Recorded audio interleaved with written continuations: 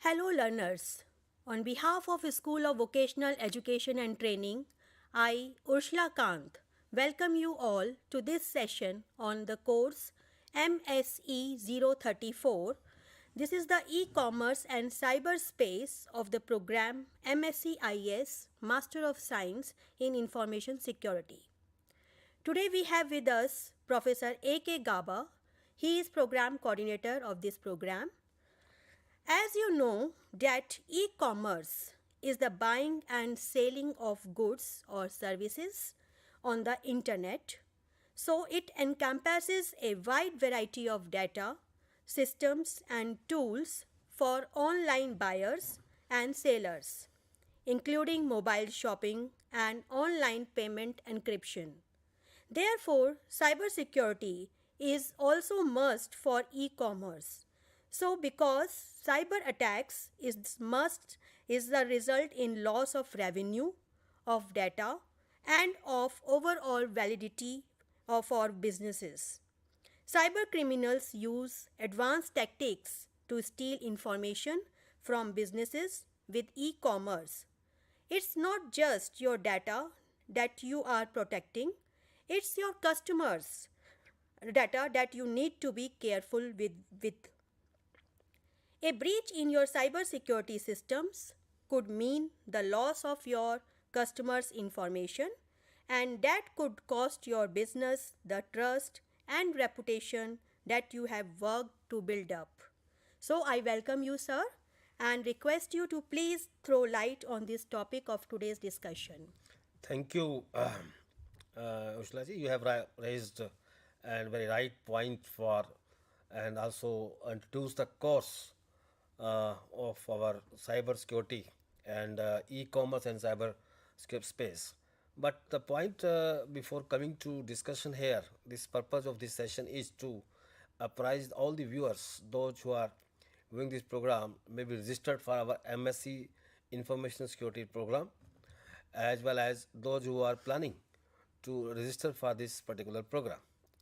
On the behalf of School of Vocational Education Training, I joined Ms. Ushla to welcoming you all for this very important sessions, and a lot of queries students are asking through mails and mobiles ki how the fourth semester's courses will be commenced from, and what are the counseling session details general, and at the same time assignment schedules they are asking. And before coming to the discussion, what you have already introduced the course, because the course introduction you have already said ki e-commerce and then threats of cyberspace is very relevant in the present context of our all Indian citizens. And yeah, I said ki Indian citizens because global citizens also register for these particular programs.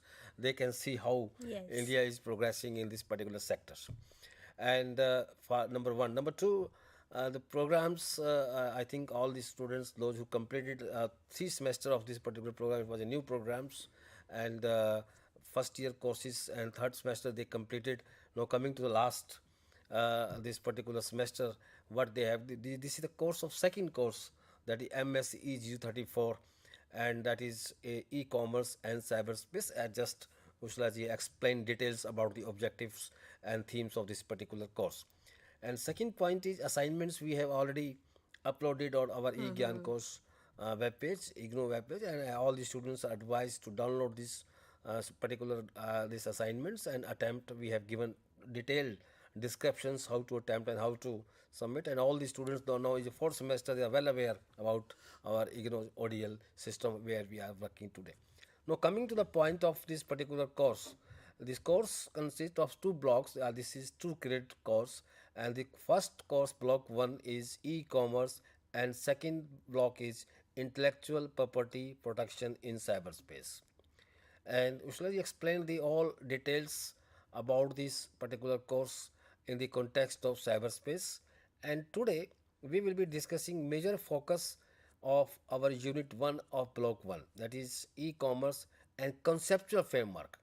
We know most of the viewers and students those register these particular programs are very much aware about the basic concepts of e-commerce and e-business and how it is functioning. Despite of the fact, our content expert team considered this course because it is very much needed conceptual framework in the context of the cyber threats.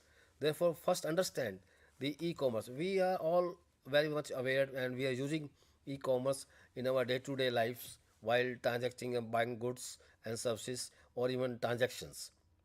But what is the conceptual framework? So unit 1 is giving major focus of this particular course, e-commerce evolution meaning times, and we will also discuss how it has been evolved across the time.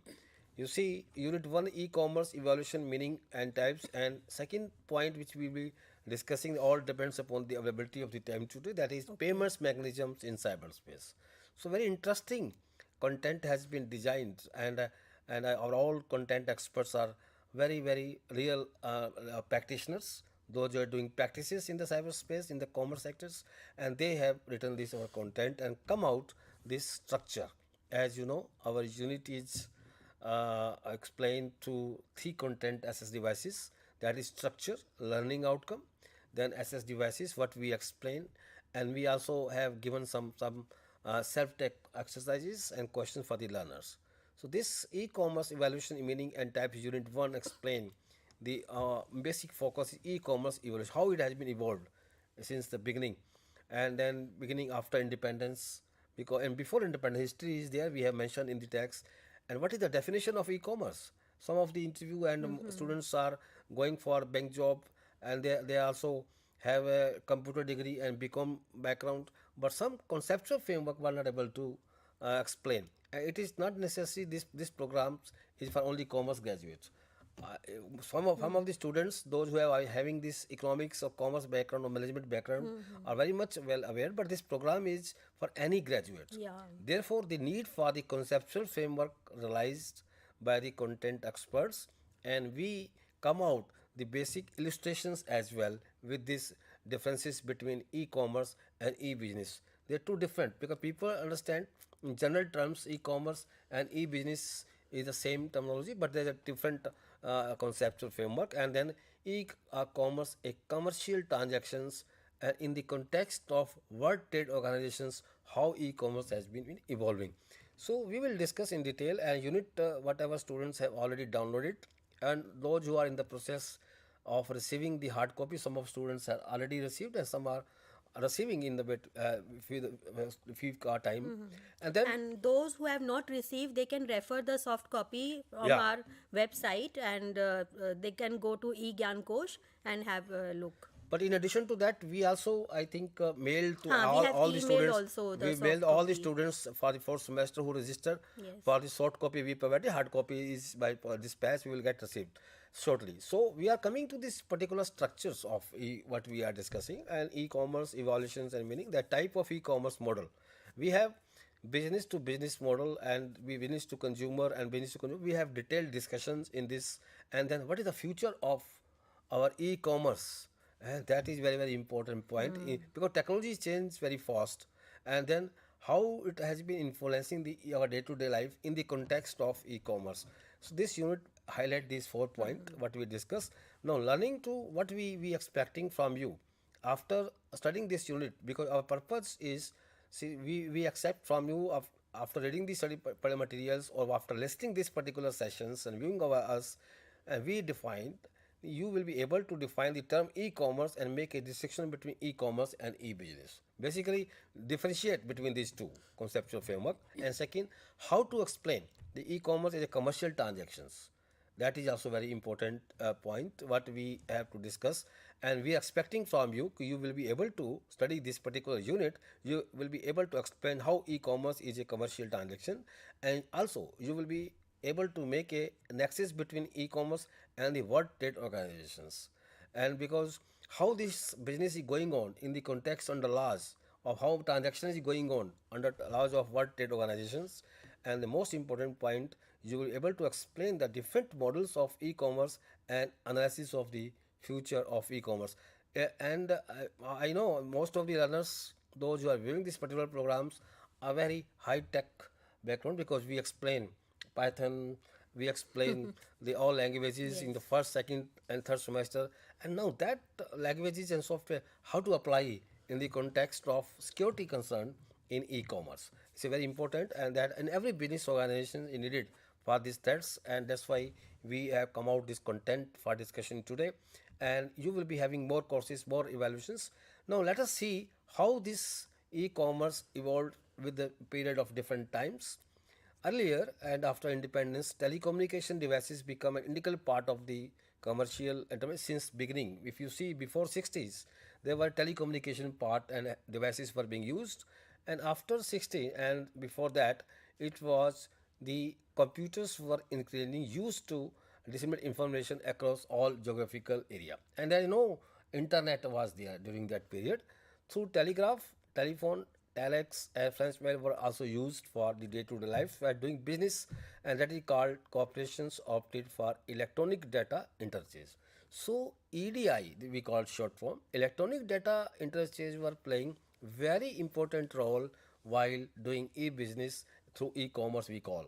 You see e-commerce, and then e-commerce to convert it to e-business later 1970s, the American National Standards Institute authorized a committee called the Accredited Standards Committee ASC 1012, and consisting of government transactions and transportations and computer manufacturer to develop a standard between trading partners. This was the case up to 80 before 80s, and after 70s scenario changed very fast after 70s, when it during the beginning of the 80s under the aegis of the United Nations, organizations from different sectors collaborated and developed an internationally approved standard structures for transmitting information between different trading partners called the United Nations Electronic Data Interchange and Administrations Commerce and Transport Act, that's in 1996.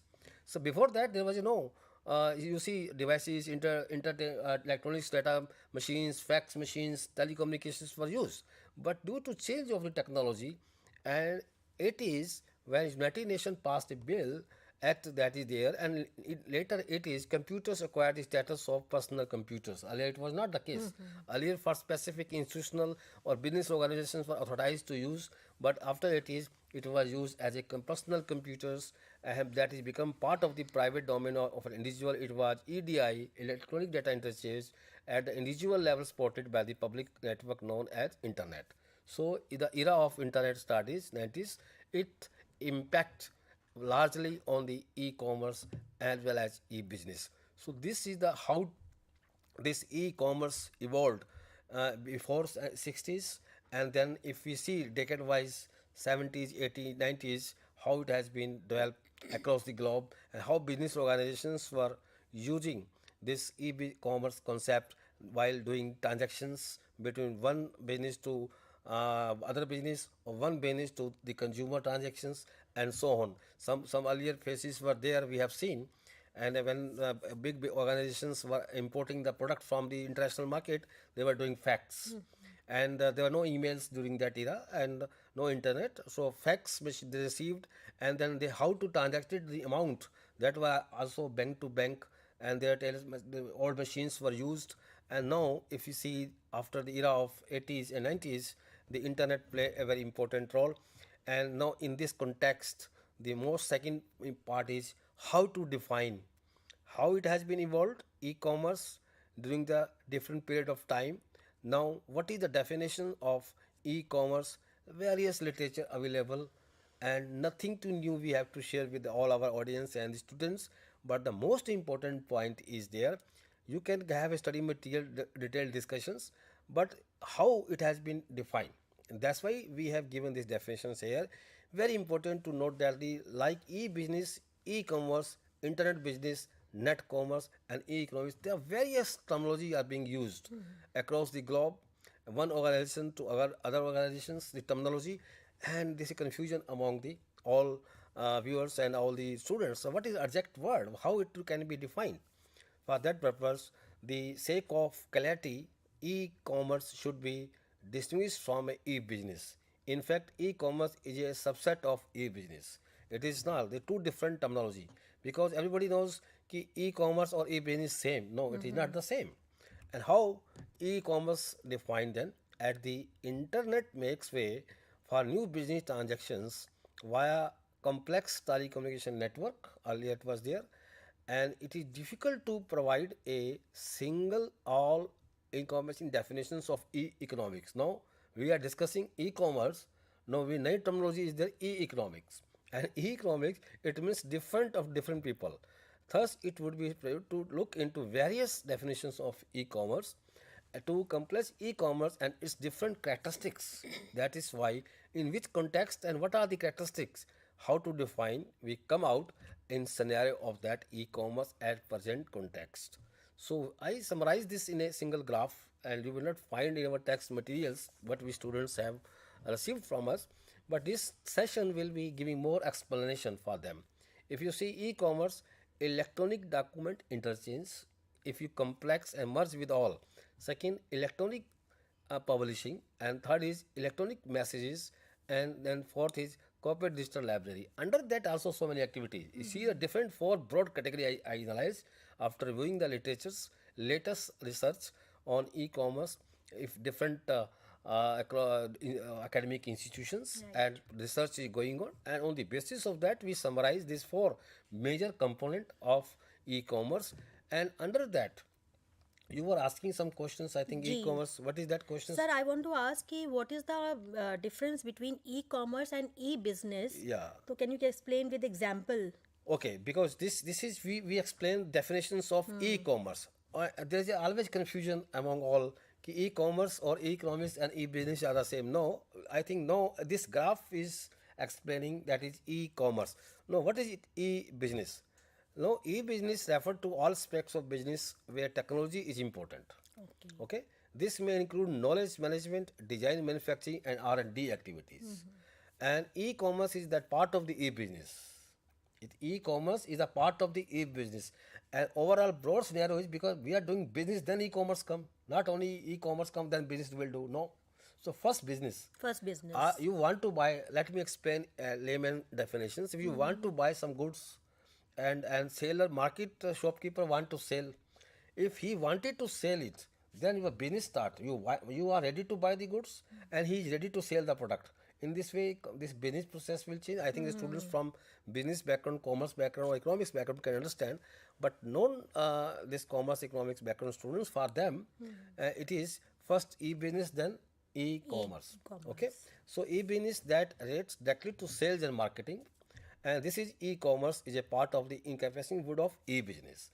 In this way, two different definitions are explained, and we explain it in our study material as well, where we have given illustrations to understand by the learners Yes, if how you will read our study study material, materials so it also. will be easy for you to understand. But this graph, what we are explaining, is categorically summarize the basic concept. Still, you have differences because it's very easy to for the learners to they know all these things.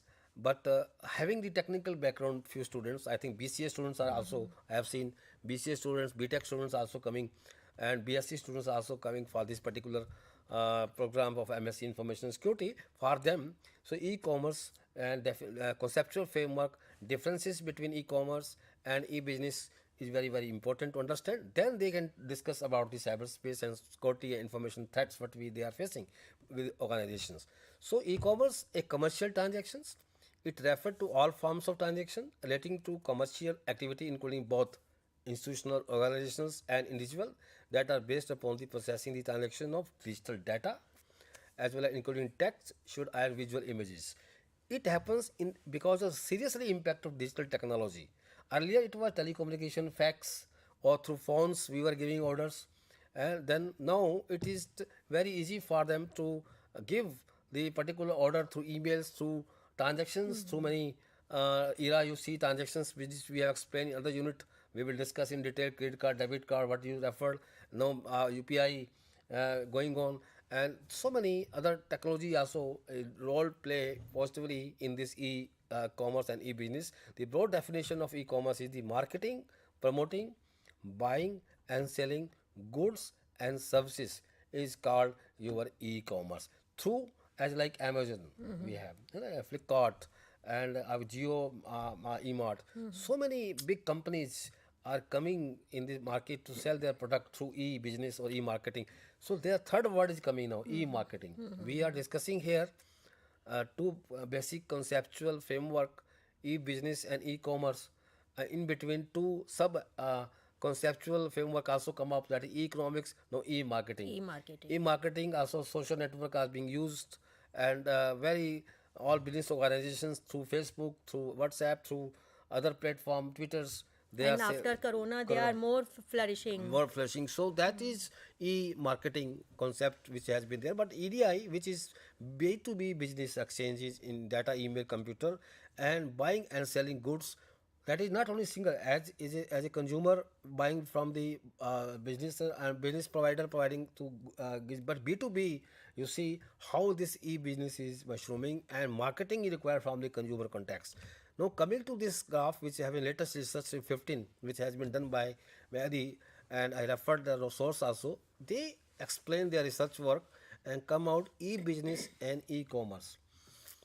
That's as per journal I found that. And then they see e-content. They said ki e-education or e-information or entertainment or infotainment. But if you see the e-commerce, attraction means marketing, okay, negotiations B2B, then there is also transactions and tailoring. So these four e point which we have to discuss in e-commerce, it leads to e-contact.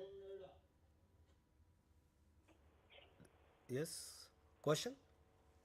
Hello. Yeah. हाँ जी, actually मेरा नाम रणबीर है और मैं एमसीआईएस के 4th semester का student हूँ. ठीक है. तो मेरे को वो अभी इस सेमेस्टर में फाइनल सेमेस्टर है, तो इसमें प्रोजेक्ट और सिनॉप्सिस वगैरह जमा करना है. तो उसके रिलेटेड इन्फॉर्मेशन चाहिए थी कि आज हम किस तरह के टॉपिक चूज कर सकते हैं और क्या टाइमलाइंस होगी सिनॉप्सिस के लिए और कहाँ सबमिट करना है, ये सब थोड़ा सा अगर आप बता पाए तो. बताइए. Yeah, thank you so much for your query. And as per your query, the project guidelines are already available on eGyan You will refer our website and go to eGyan and click on MSEP 028 and MSEP 038. So all there is no need for guide in this project, and you need to submit first the project proposal, and then afterwards then you have to need to submit the final report. So all the steps is mentioned in our program, that project guidelines. Okay, so the project proposal is basically synopsis, right? It's a synopsis, yes. Okay. Both are the terms used for the same thing.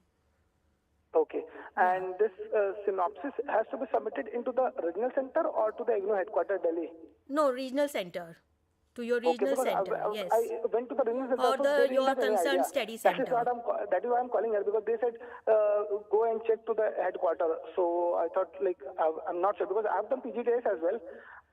Then it was clear because there were a lot of students, there was a group. But right now I'm alone, like, in this entire program. Yeah, maybe in Noida must be you are the only student. That is why that is the problem. That is why. Yeah, because last semester also I have had no classes, either virtual or online. I mean, like, offline. I didn't have any classes. So and I didn't receive any books also. So I just read the PDF, went for the examination lab and everything I did. But this semester is a bit challenging because this semester I have, like, project as well, plus practicals and assignments and exams. So sometime, the query gets stuck. Be it I go to the, regional center or email. So that is why Okay. We understand. Cut short. This is live program. Okay, we understand your problem. Listen, the best part is to consult with your regional center. If you are unable to find any solution, please mail to us your the synopsis mscis@ignou.ac.in. Definitely you will get response. Okay, fine. So this is okay. This is the what point we are discussing here of e-business and e-commerce. And we were there to explain the e-attractions, banners, and then e-negotiation we explained. Now we are coming to explain the commerce evolution, meaning types, what we have discussed, the commerce and WTO, World Trade Organization's relationship between e-commerce, how it has been evolving. The WTO Ministerial Department e-commerce define e-commerce as the production, distribution, marketing, sales or delivery of goods and services by electronics, means simple definitions which are explained by WTO. And these 6 main instruments of e-commerce that have been recognized by WTO or are telephone, fax, TV, electronics payment, money transfer system, EDI, and internet now. I think this W2A summarized very nicely of e-commerce for students, those who are not having the commerce or management or economics background. This definition is crux how it has been evolved, what is the difference between e-commerce and e-business, and third is what are the definitions. And in between, I would also like to apprise those viewers and those are facing similar problem what our student just asked the question of Fazil. They should constant touch with the business center. If unable to find the response, then please mail to us at I explain MSIS and at the rate igno.ac in. Now to the CW2A and transaction business latest retail e-commerce sales that is worldwide from 14 to 21, how it has been growing. The graph is showing that it has been increased from $1,336 transactions that is e-business going on and increased to 4,887 US million dollar transactions. So in future if we predict it will go at a very high rate and India is number one who are giving this transactions. What are the types of e-commerce models?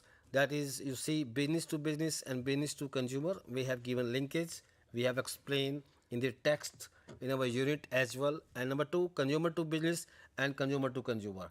These types of e-commerce detailed discussion already there, and we have given illustrations online also. If you see the link, what type of B2B is there, you click this link, you will find this is B2B.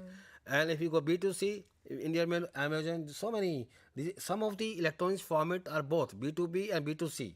Yeah, there is also development of due to internet fast and our online transactions, mushrooming economy, and the fifth definitions that come out online economy, or e-market or e-business and e-economic. Now coming to the all types of e-commerce model, these are the futures what we are discussing at the moment, and the future is artificial intelligence role in e-commerce business. You see customer segmentation and customer on predictions, intelligent pricing, because if you want a cheap rate and artificial intelligence will give you the when product name, you will find the list from which area or which place you can find the cheapest, as like in air travel ticket or you book the ticket, cheap price will come first. In this way the digital technology playing a very crucial role, and that is artificial intelligence and machine learning and mobiles. These are the three growing future technology in addition to the what text in unit we have written, because in text unit we explain the basic telecommunications and all these six factor as like W2A explain, but in this graph you see the latest work by done some of the all big companies and how the artificial intelligence can impact this particular of e-business and how threats cyberspace and information security we will discuss in our next session in detail about in unit 2. Thank you. Thank you so much, sir, for very insightful session, and I hope you have all enjoyed this session of today's. And for if you have any further query, you can write an email to our email ID mscis@ignou.ac.in. Thank you so much.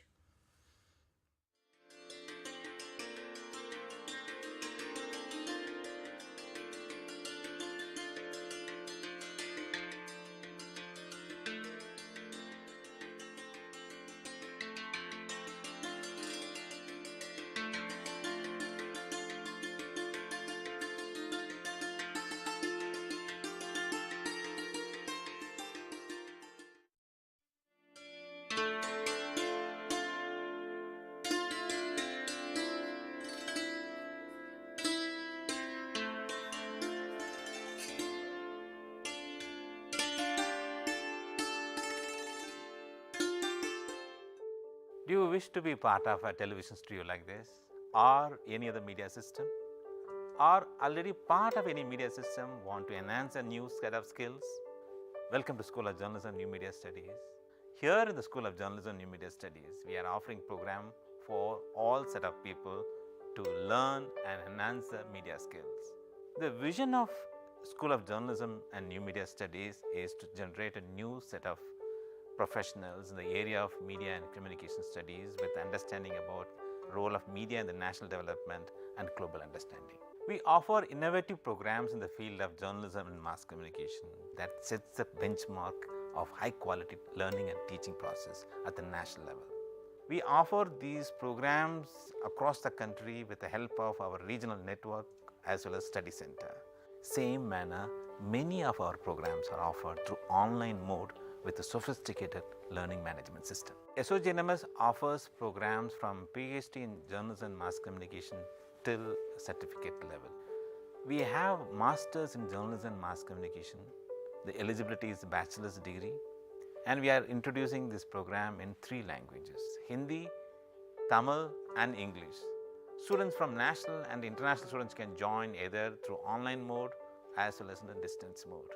We have 4 postgraduate diploma programs, specialized areas in the field of development communication, digital media, electronic media and journalism and mass communication program. And all these 4 programs are available in distance mode. 2 programs are available in online mode, development communication and digital media. And we have specialized certificate program in community radio.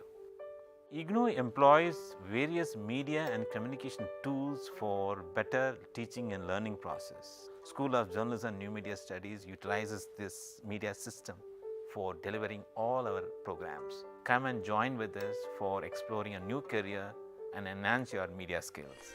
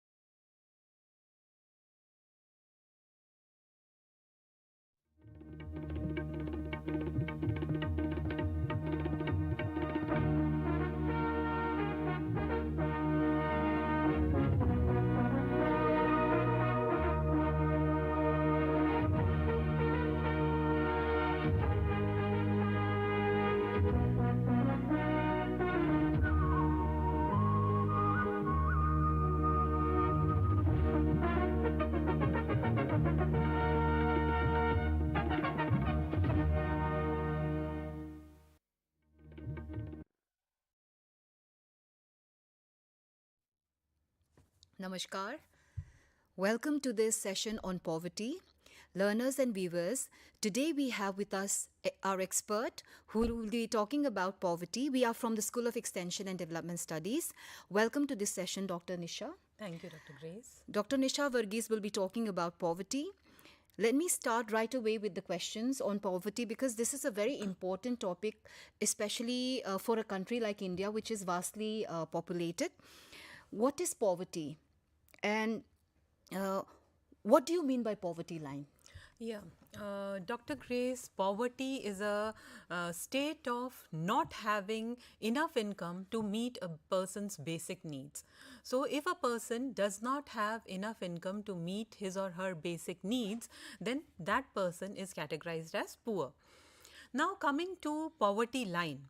The income required to purchase a bundle of essential goods, for example, let it be food, clothes, shelter, water, electricity, schooling, healthcare. So, the income that is required to get these bundle of goods, if a person that income is defined as poverty line, and if a person has less than this income, then the person is said to be below poverty line. For example, the international poverty line, if we speak of, is $2.15 US per person per day.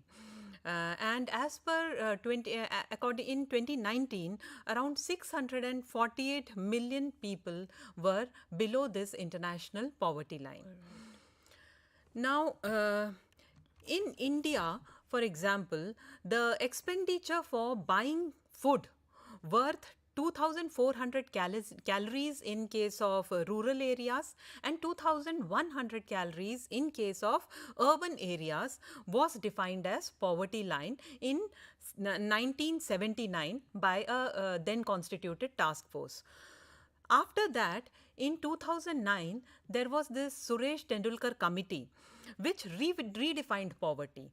and they changed from this calorific terms to rupee terms. Okay. And he defined poverty as a person living on less than 27.2 rupees in rural areas and less than 33.3 rupees in the urban areas was considered to be poor.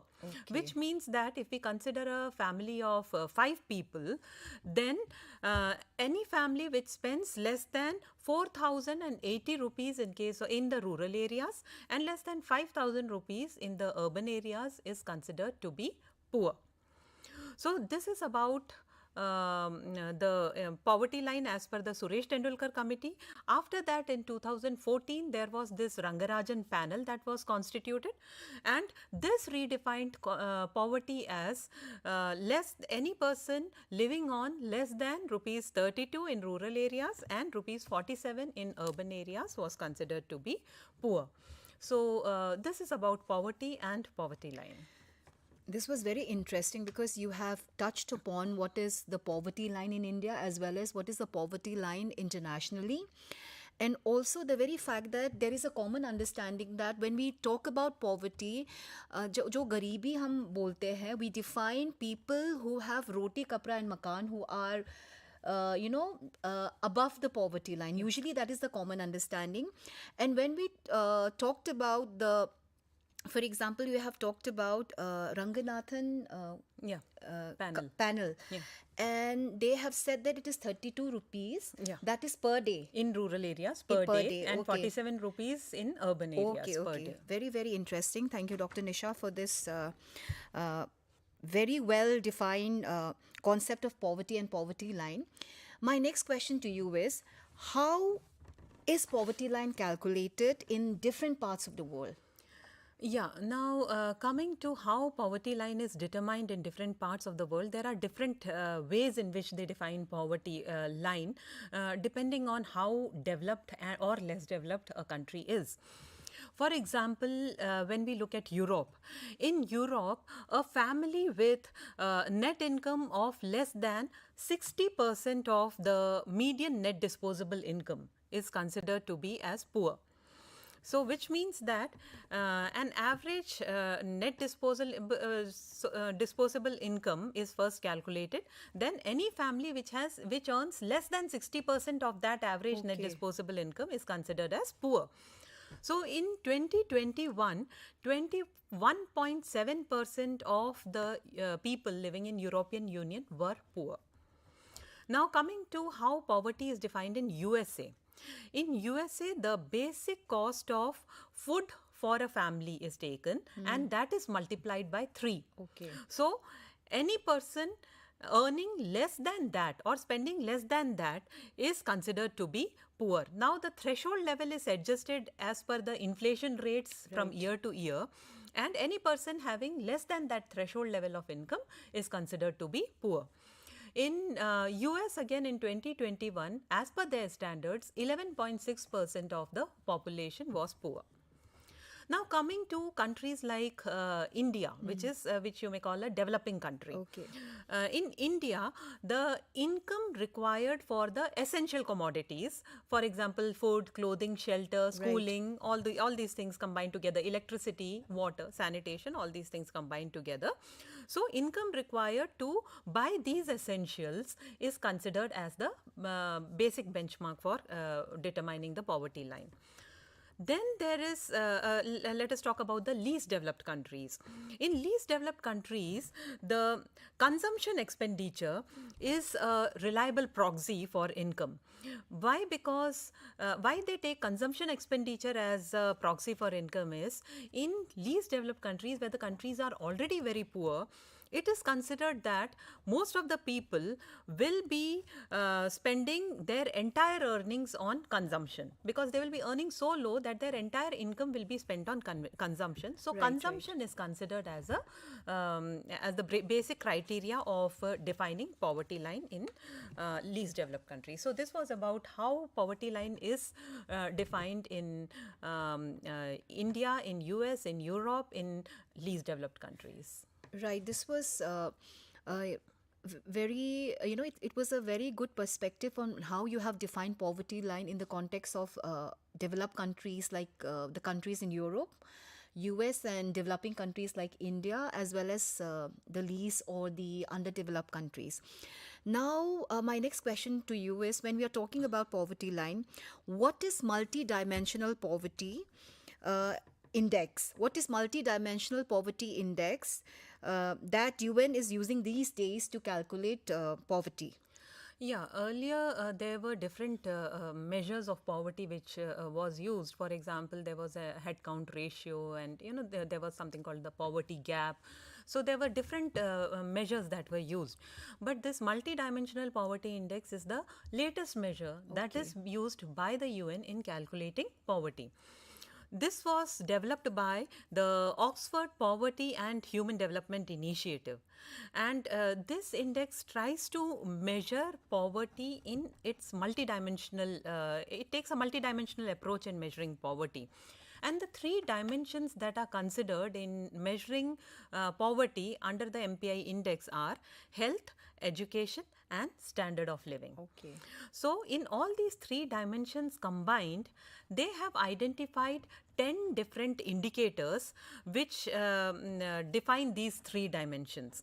These indicators need to be measurable. So, they have taken 10 measurable indicators under these three dimensions. Two indicators are in education, two indicators are in health, and the remaining 6 indicators are from the standard of living. Now, let us look at what these indicators are. In education, there are 2 indicators, as I told you. One is years of schooling, and the second one is child enrollment. Right. Now, any household is considered to be deprived if if any one member has not completed 5 years of schooling. Okay. Now, coming to child enrollment, any family is considered to be deprived if any school-age child is not attending school in years 1 to 8. 1 to 8 years of age, a child has not attended school, then that is deprived, that family is deprived in the dimension of education. Now, coming to health, there are 2 indicators that are considered. One is the child mortality and the second one is nutrition. Now, any family is considered to be deprived if any child has died in the family due to malnutrition, has died in the family, then that is called child mortality. Right. Now, the another dimension in health is nutrition. A family is considered to be deprived if any adult or child for whom there is nutritional information is considered to be malnourished. Okay. For example, if there is stunting, if there is wasting, or if there is anemia, then for any member of the family, adult or child, then that family is considered to be deprived from nutritional point of view. Now, there is something the third dimension, which is the standard of living. Under standard of living, there are a total of 6 indicators, as I told you. The first one is electricity. A family is considered to be deprived if it does not have electric connection. Electricity is not there in the family, then it is considered to be deprived. The second one is drinking water. A family is considered to be deprived in this particular indicator if it does not have access to clean drinking water, and to get clean drinking water, the family members have to walk 30 minutes or more from home, then that family is considered to be deprived in clean drinking water. The third one is sanitation. Family is considered to be deprived in sanitation if they do not have improved toilets or if they are sharing their toilets, then it is considered to be deprived in sanitation. Like you would have seen that there is a lot of open defecation is one of the important, one of the major concerns for sanitation in India. So, those families will be considered as deprived in sanitation. The next one is flooring. A family is considered to be deprived in this particular indicator if the household has the floor which is made of either mud, sand, or dung, cow dung. Okay. Generally you would see in villages and all, they put cow dung as on the floor, then that family is considered to be deprived in this particular indicator. Then the next one is cooking fuel. A family is considered to be deprived in cooking fuel if they are using wood, charcoal or dung. Because of the very obvious reasons of the environmental concerns on using these three items as cooking fuel. Then the last indicator is assets. A family is considered to be deprived if it does not own one or more of any of these assets. For example, radio, television, telephone, bike, motorbike, car or tractor. If a family does not have any one of these assets, then that family is considered to be deprived in this particular indicator. So, in all there are 3 dimensions, and out of these 3 dimensions there are 10 indicators that have been identified, 2 on education, 2 on health and 6 on standard of living. This, I feel, the multidimensional poverty index is a very complete indicator of how poverty is measured, especially the 2 indicators for health, then another 2 indicators for education, and 6 indicators, as you have thoroughly mentioned, for standard of living. While you were discussing about assets, one of the thing I have noticed is in the assets you have, if none of the family has television, bike, and then you touch upon telephone, I feel in today's time it would be mobile. Yeah. It could be mobile phone. So this is what I just wanted to, add on to it. Now, Dr. Nisha, after talking about multi-dimensional poverty index, can you tell us what are the causes of poverty? Yeah, coming to the various causes of poverty, there are several causes of poverty, especially in a country like India. One of them is over-dependence on agriculture. As you are well aware that 60% of our population is dependent on agriculture, while agriculture contributes only 20.2% of the gross value added, which means that by and large the people who are engaged in agriculture, they are not utilizing their capacity to the maximum. Right. 60% imagine are earning their livelihood from agriculture, but the contribution is only 20.2%. Right. So now why does this happen? One is because most of the farmers in India are small or marginal farmers. Then there is a lot of land fragmentation because of divisions and subdivisions from one generation to another. There is land fragmentation. A person may be having one piece of land here, another piece of land somewhere else. Now this does not allow mechanization of farming. So anything that can lead to more effective farming or which can reduce the cost of cultivation, those things cannot be adopted in such conditions. So over dependence on agriculture is one of the important causes of poverty. The second one is high rate of illiteracy. India has one of the most number of illiterates in the total world. If we see, maximum number of illiterates are in India. The total literacy in India is 74%, whereas the male literacy is 82% and female literacy is 65.4%. So you see a lot of disparity between the literacy levels of male and female. Correct. Again, there is a lot of regional disparities. For example, the literacy rate in urban areas is 87.7%, whereas that in rural areas is 73.5%. So you see a lot of disparities between literacy rates among men and women among rural and urban areas. Right. So this leads to development not taking place uniformly across India, across people. So this is another reason for poverty. The third one is high rate of unemployment. Naturally, when a person is not gainfully employed, that person will not be able to earn enough income to sustain himself or his family. According to CMI data, as on 22nd February 2023, that was yesterday, Right. in India, the unemployment rate in India was 7.55%. In urban areas, it is 8.08% and in rural areas, it is 7.30%, which means that of the total workforce who are willing to work and who are capable of working, this many percent of people are not employed. So, when the people don't have gainful employment, they are bound to be poor.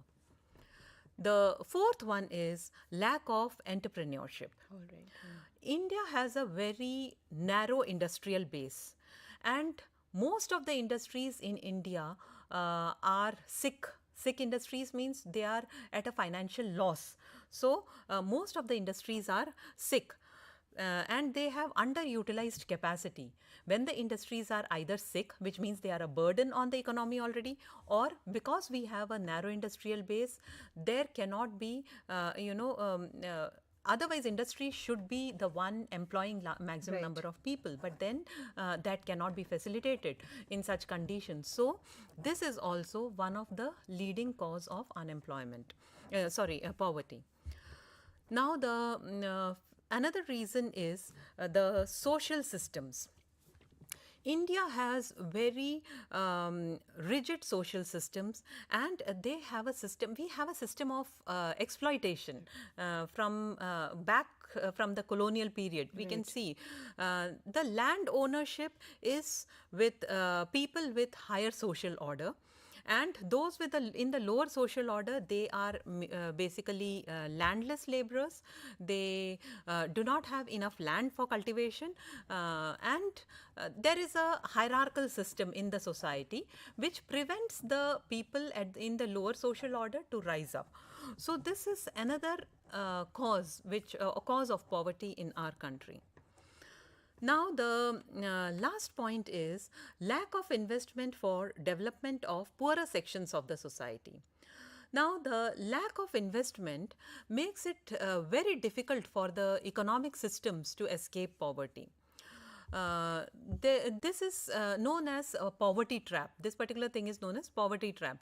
Now, why this poverty trap happens is because of lack of access to credit, then environmental degradation, which depletes the agricultural production potential, then poor education systems, then the diseases that are happening, then lack of public health care, war, poor infrastructure, all these things to combine together, or all these forces working together, they lead to what is known as poverty trap, in which the system is not able to come out of this poverty trap, and it remains in this poverty trap. So, this is another lack of investment in different areas. This is another leading cause of poverty in our country. You have talked about the major causes of poverty, which are high dependence on agriculture, then lack of entrepreneurship, the rigid social system, lack of investment in development sector, as well as high employment rate. There was a very interesting term and concept you used, poverty trap, which was very interesting. Plus, the very fact that you have given us the latest unemployment rate dated February 3rd, 2023. Thank you so much for that. After talking about the causes of poverty, Dr. Nisha, what are the remedies of poverty? Yeah, after having talked about the various causes of poverty, let us look at what are the remedies. How can we come out of this poverty trap? The first one is by increasing the savings, which means that increased saving will lead to increased investment in productive channels, and less savings in underdeveloped countries especially. This leads to less investment in the productive channels, less production, less output, less income, and then less more poverty. So, when there are increased savings, more of these savings can be channelized into investment, and these investments will bring in more income. Many of the less developed countries are challenged by not having increased savings because the people don't earn enough to save more. So, in such cases, the government needs to come up and needs to encourage savings, need to have mechanisms in which the people are encouraged to save so that more and more money can be invested back. Another remedy of poverty is increase in investment. Increase in investment is also it leads to breaking of the vicious circle of poverty, or which leads to the poverty trap. When there is investment in the right areas, for example in projects like that of iron and steel industries, chemical industries, or agriculture related industries, for example fertilizer, irrigation, all these things, then increased investment can also lead to removing the country from poverty, abject poverty. Third one is balanced growth. According to the theory of balanced growth, investment should be made in all the sectors of the economy.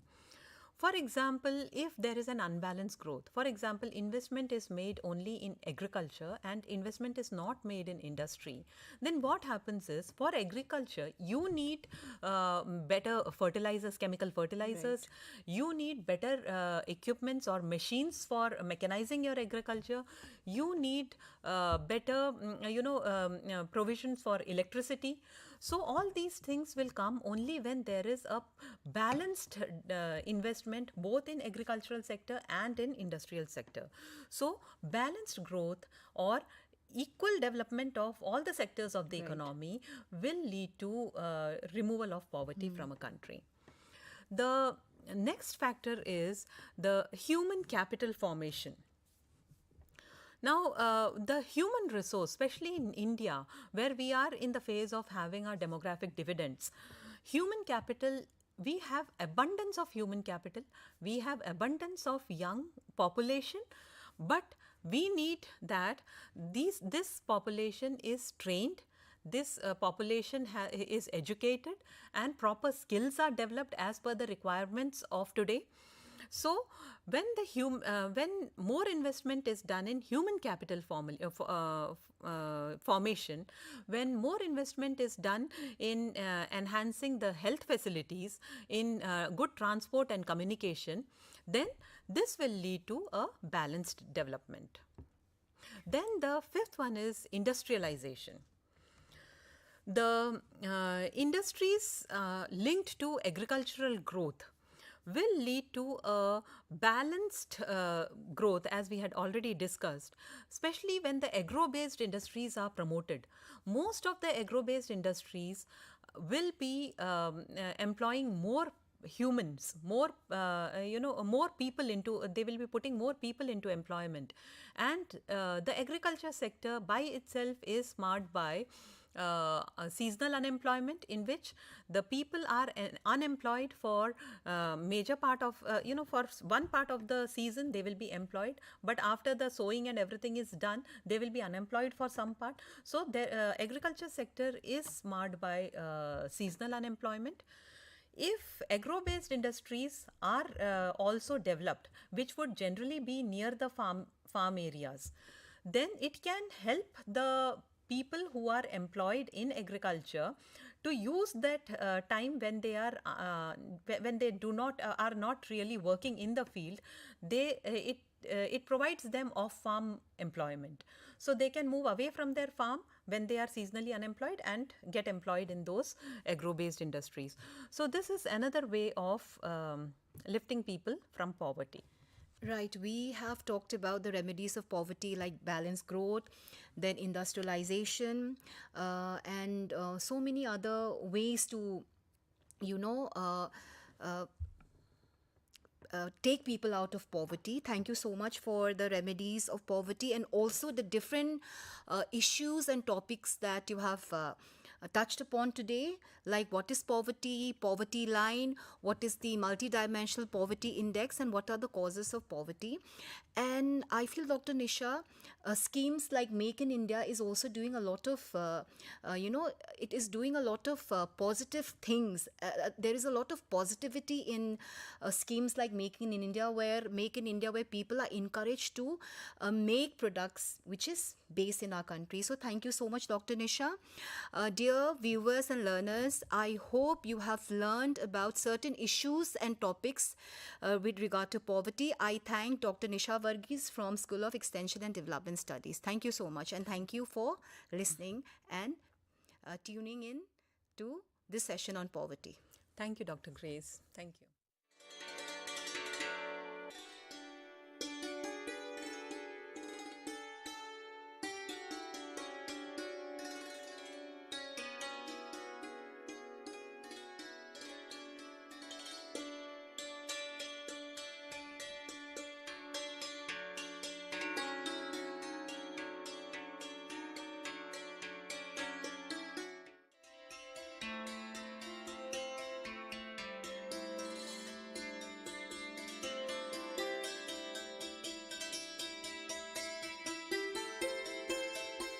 Do you know that the world's population has reached 8 billion on 15th November 2022?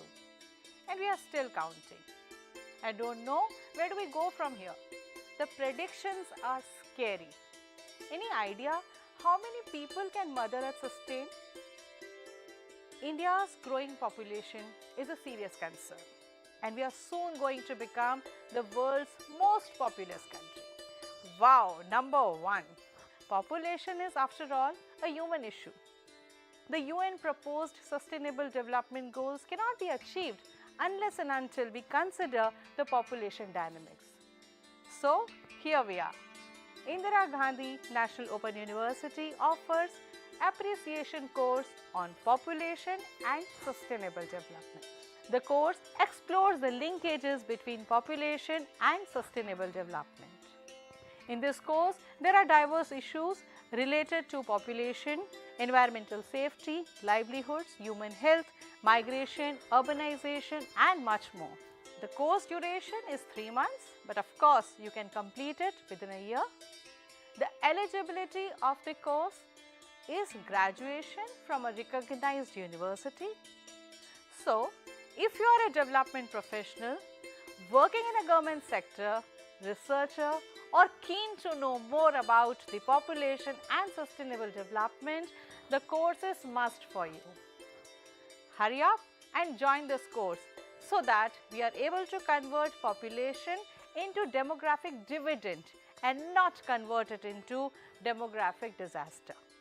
For more information, visit www.ignou.ac.in.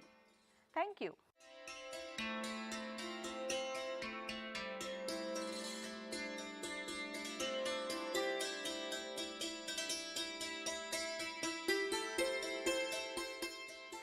पहाड़ों पर जाना किसे पसंद नहीं? इस तरह के पहाड़ तो आपने देखे ही होंगे। चलिए, आज आपको विशेष प्रकार के पहाड़ों की सैर कराते हैं। ये हैं कूड़े के पहाड़, जिनके बोझ तले दुनिया दबी जा रही है। इन कूड़े के पहाड़ों में हैं हमारे घरों, कार्यालयों, उद्योगों से निकलने वाली बेकार की वस्तुएं, जैसे इस्तेमाल किया हुआ कागज़, फटे कपड़े, पुरानी लकड़ी, धातु, कांच के सामान, सब्जी फलों के छिलके, पुराने मोबाइल, लैपटॉप इत्यादि। कूड़े के ये पहाड़ न केवल शहरों में बल्कि गांव में भी पाए जाते हैं। अपशिष्ट की बढ़ती हुई मात्रा और इसकी विषैली प्रकृति हमारे पर्यावरण और स्वास्थ्य को नुकसान पहुंचाती है। कभी सोचा है इसका निपटान कैसे होता है, या क्या होता है इन कूड़े के पहाड़ों का?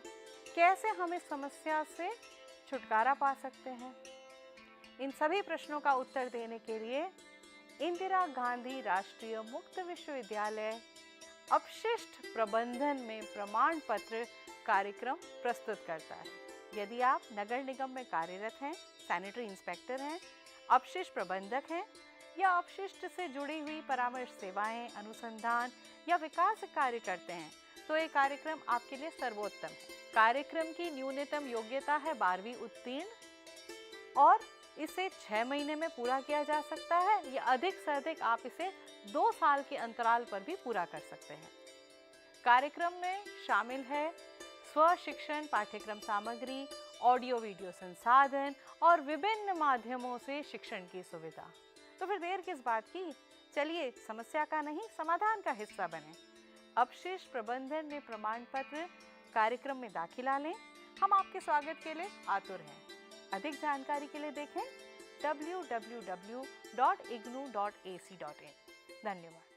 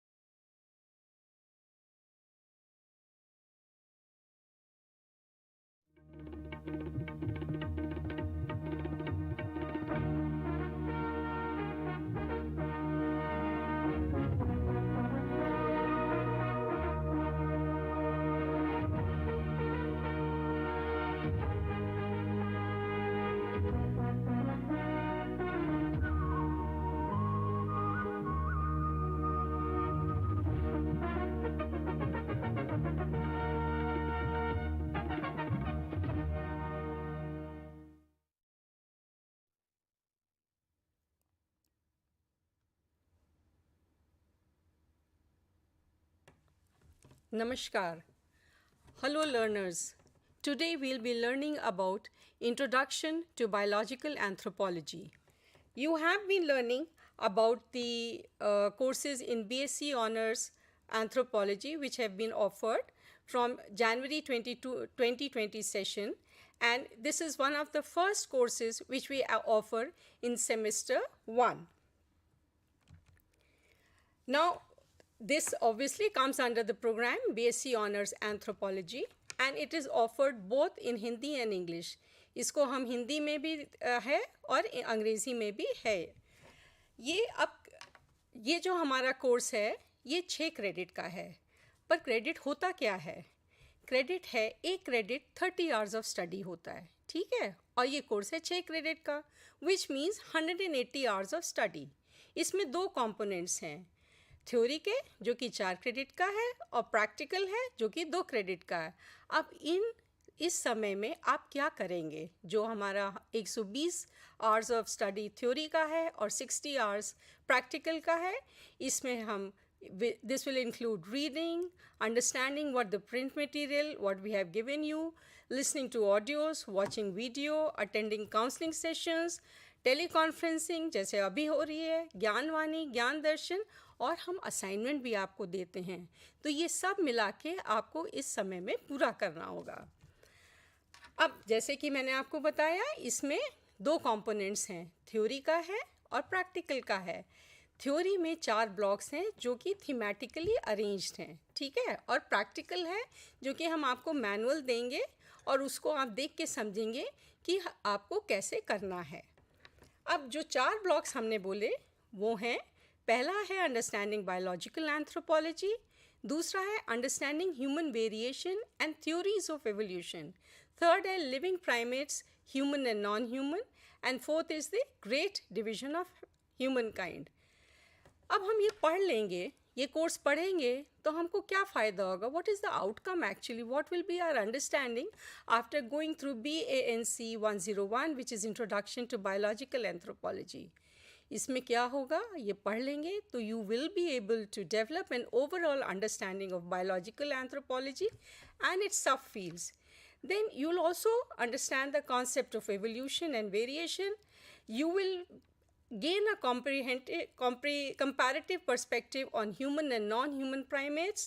You learn about major racial groups of the world and आखिर किस तरह से what is the basis of racial classification, हम किन parameters पे race को define करते हैं.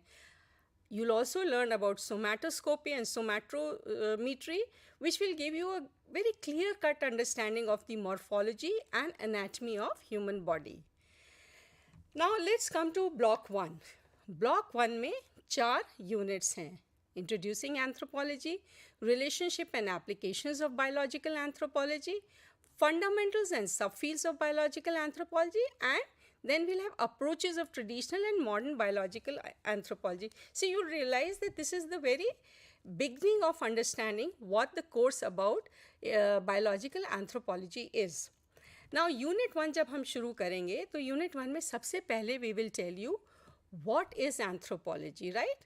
We understand that it's a holistic study of humankind, both past, present and future. So you will know about what is anthropology, then the different branches of anthropology. We know that anthropology has 4 branches: biological and physical anthropology, social cultural anthropology, archaeological anthropology, and linguistics anthropology. These are the major branches, and these branches also have sub branches. फिर आप पढ़ेंगे study the history and development of physical and biological anthropology. चूँकि ये course physical and biological anthropology का है तो इसकी आप हिस्ट्री पढ़ेंगे, how this course develop right from the beginning to what it is now, what we study now, because there are a lot of changes in physical biological anthropology. In fact, इसमें आप ये भी पढ़ेंगे कि कैसे हम पहले we see कि physical और biological anthropology में क्या difference है. तो ये हम इस कोर्स में आपको समझ में आएगा कि ये क्या फ़र्क है. आखिर क्यों पहले फिज़िकल हम इसलिए कहते थे क्योंकि जितना भी अंडरस्टैंडिंग होती थी ह्यूमन के बारे में, that was all based on metric measurements and observations. फिर आया जेनेटिक्स, तो फिर हमको नए सिरे से और जानकारियाँ प्राप्त होती गई ह्यूमन के बारे में. So it was termed as biological anthropology. In fact, we have a section on it, physical versus biological anthropology. ये भी आप इस कोर्स में पढ़ेंगे. और obviously the aim and the scope of this course you will be able to understand, because इतना vast है, the canvas is so vast in biological anthropology that you can do wonders once you understand and take it in future. Then comes the relationship and applications of biological anthropology. हम सबको पता है कि अकेले में कोई भी चीज़ नहीं कर सकते, राइट? इसी तरह से ये डिसिप्लिन भी है, ये सब्जेक्ट भी है. Biological anthropology is related to many things. Health sciences है, अर्थ साइंस है. अब आप सोचोगे कि डेटिंग मेथड्स, आखिर हमको जानना भी है ना कि अगर हम ह्यूमन के बारे में बात कर रहे हैं तो वो कब का है, क्या उसका समय रहा होगा. डेटिंग मेथड से वो हम सीखते हैं. केमिकल साइंसेस है, बायोमेडिकल साइंसेस है, बायोटेक्नोलॉजी है. There is a relationship of biological anthropology with different fields, and this will make you understand the importance of studying the interdisciplinary and collaborative learning, which is an integral part of our latest NEP 2020. Now, Unit 3, it talks about the fundamentals and subfields of biological anthropology. तो ये इसके क्या इनके role हैं, कैसे human का origin हुआ, कैसे हम एवोल्यूशन और वेरिएशन है. In fact later units will also deal slightly in more detail about the human genetics, human growth and development also. Fourth आया अब जैसे कि approaches of traditional and modern biological anthropology. हम समझेंगे कि biological anthropology क्या है, फिर traditional and modern approaches क्या है. मीट्रिक पैरामीटर से हम सीरोलॉजी पे आए, हम ABO ब्लड ग्रुप से आए, वो भी तो आखिर हम इसी में पढ़ते हैं. फिर different techniques and methods of studying human variation is also included in this unit, and various methods to understand the evolution. क्योंकि जो आज हम ह्यूमन को देखते हैं उसमें बहुत एवोल्यूशन हुआ है, चेंजेस हुआ है. जो तब था और जो आज हमारा रूप है वो कैसे डिफरेंट मेथड्स हैं, क्या क्या एविडेंसेस हैं, ये सब इस यूनिट में कराया जाएगा.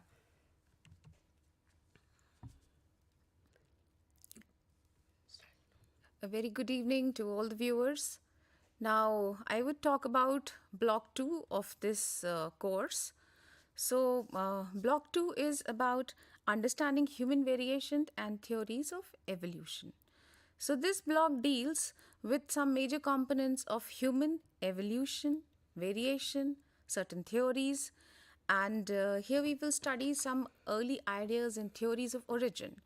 Now, this is very interesting for those who have never dwelt upon such topics. How life evolved. Now, there is a theory of spontaneous evolution, which says that certain physical and chemical changes happened in the environment of the earth and life just started. Then there is a theory which says it is a theory of extraterrestrial life origin. That is, actually, life originated somewhere else in the universe on some other planet. And then these microbes were brought to our earth either purposely or by any other means. And this is where life started flourishing. Then those who believe in God, they have the theory of creationism, which says that everything was created by the Almighty on certain days of the year or month. And parallel to this theory, there is the theory of catastrophism, which talks about destruction. That is, there are phases of creation of life and then catastrophism, when everything is destroyed and new species and new life emerges. So all these things will be taken care of in this unit. Then here we will also talk about some theories which explain the process of organic evolution. Like you will talk about why humans are different, why there is variation in evolution. There could be certain reasons for these variations. It could be mutation, it could be genetic drift, it could be gene flow. So you will learn more about all these concepts in this unit. And it will be very interesting because you will learn about certain principles like speciation, irreversibility, parallelism, convergence, divergence, adaptive radiation, and extinction. These words, they may sound a bit strange, but this is basically about how life evolved, how there were differences between certain creatures. Like, for example, you can think about a whale and a bat.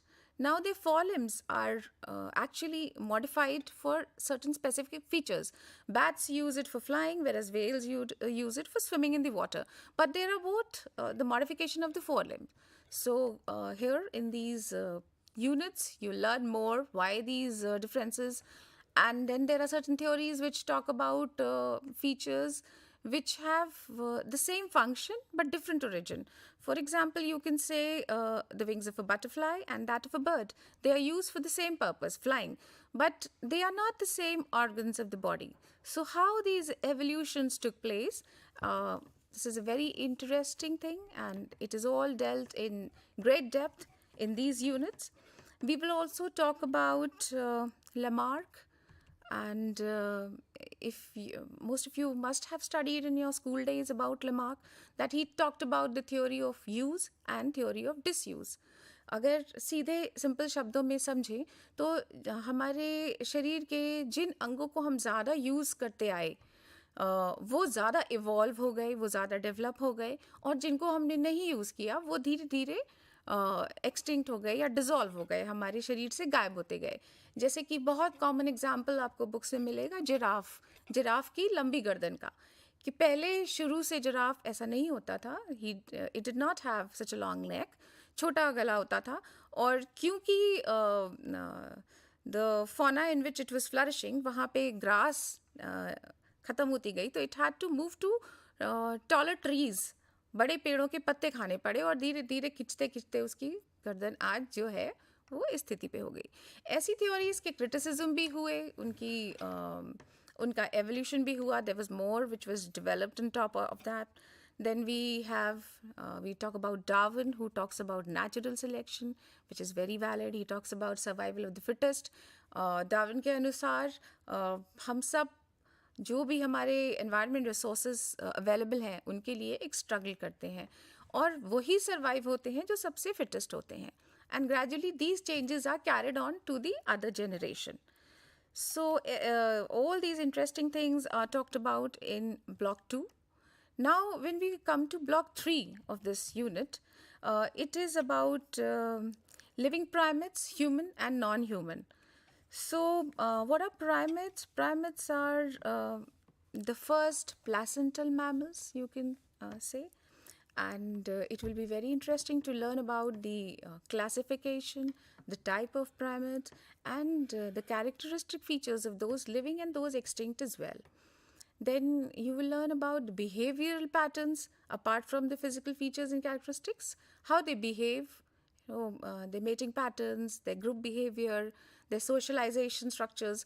So you'll study about the behavior of non-human primates as well. And very interesting topic is the comparative anatomy of humans and non-humans. Here you will get to study a lot about the differences between apes and man.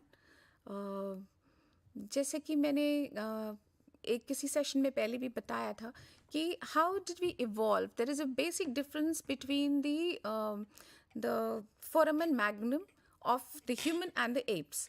Foramen magnum is a hole at the base of a skull, जैसे हमारी spinal cord निकलती है, तो वो पहले थोड़ा और नीचे और झुका हुआ होता था, जिससे कि we had a bipedal posture. So when we became erect, foramen magnum also moved to a more inferior or lower position, and as such our spinal cord became erect. It is not only the position of the foramen magnum, a lot of features of our body, like the pelvic girdle, then the limbs, the knees, they all evolved. बहुत तरीके के शारीरिक evolution हुए जिससे हम आज खड़े हो पाए. फिर उसके बाद हमारे हाथों की संरचना में भी बहुत फ़र्क आया. We have 5 digits with an opposable thumb, and this helps us have a very good grip, and due to this manual dexterity we are able to work on a lot of other things. So ये सारे changes आप इस block में पढ़ेंगे into different units. फिर you will also study, आप शायद सोचते होंगे, आपने नाम सुने होंगे, apes, gibbon, chimpanzee, monkey. So sometimes a layman would use these words interchangeably, but they are all different species. So in this unit you will study definitely about all of them, the differences about them, then where they are found, and basically how different they are from the humans that we are of today. So that is it that you would study in these 2 blocks. And now let's talk about the next block. So block 4 will have great divisions of mankind.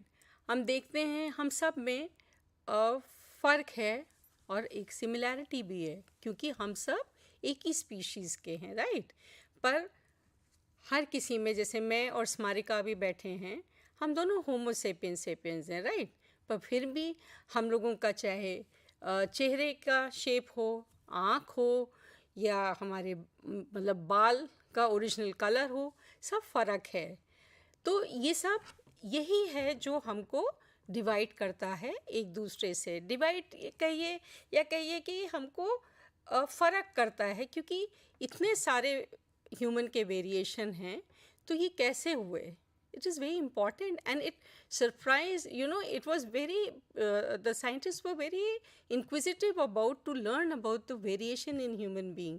इतना सारा देख के उनको लगा कि किसी एक gene से तो ये होना पॉसिबल नहीं है, क्योंकि पहले हुआ था कि किसी एक जीन का ही काम है ये, but then they realized no, it is not possible. So much of variation which is visible today or at any point of time is not because of just one gene, right? तो उससे concept हमको variation का समझ में आया, और हमने देखा कि डिफरेंट काइंड्स हैं. तो ये आप जब ब्लॉक 4 है, इसमें हम पढ़ेंगे major races of the world. आप सब ने नाम सुना होगा, कॉकोसॉइड, मोंगोलॉइड एंड नीग्रॉइड. ये हम सब ने पढ़ा है कि ये रेसेस हैं 3 मेजर, ठीक है ना. और फिर इनके भी सब ग्रुप्स हैं जो हम पढ़ेंगे. तीनों के बारे में डिटेल्ड स्टडी आपको यूनिट 11 में मिलेगी. इनके फीचर्स, इनकी क्या कैरेक्टरिस्टिक्स होते हैं, क्या खासियत है, जिससे वो अपने आप में पहचाने जाते हैं, राइट? तो ये हम पढ़ेंगे। 12 होगा, आपको क्लासिफिकेशन किस बेसिस पे करेंगे? They are mostly based on the visible characteristics, right?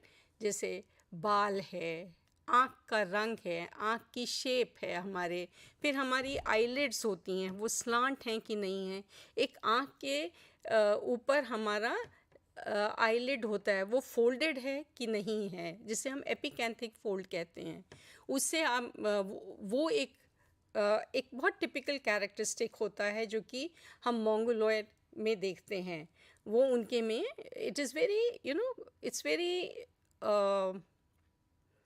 sharp feature which you notice in them. और आपके कान का शेप है, आपके बालों का रंग है, बाल किस किस्म के हैं, सॉफ्ट हैं कि रफ हैं, सिल्की हैं, लंबे हैं, वेवी हैं, ये सब तरह तरह के रूप होते हैं। इसी तरह से आँख का रंग है, ब्राउन है, ब्लैक है, डार्क ब्राउन है, ब्लू है, ग्रे है, ग्रीन है। आँख तो हम सब के पास है और सबका फंक्शन एक ही है, बस दिखने में वो फ़र्क होती हैं। तो ये हम पढ़ेंगे कि कितनी वैराइटीज़, कितने डिफरेंट फॉर्म्स हैं, in fact form is the right word to use here. कितने फॉर्म्स हैं जिससे हम डिसाइड करते हैं, उनको एक पर्टिकुलर ग्रुप में डालते हैं। तो डिफरेंट स्कॉलर्स ने रेशियल क्लासिफिकेशन दिया है। इसमें हम पढ़ेंगे कि ब्लूमेनबैक, हूटन, गुहा और रिजले, इनकी हम क्लासिफिकेशन पढ़ेंगे, इन लोगों ने किस बेसिस पे किया है, and they are all recognized ones. इनको हम रेशियल क्लासिफिकेशन इसमें करेंगे, and obviously will try and understand कि जो 3 मेजर ग्रुप्स हैं हमारे, मोंगोलॉयड, नीग्रॉयड और कॉकोसॉयड, इनके क्या कैरेक्टरिस्टिक्स होते हैं। अब जब हम रेशियल ग्रुप्स की बात करते हैं तो रेस और रेसिज्म बहुत कॉमनली एक मनुष्य के दिमाग में आता है।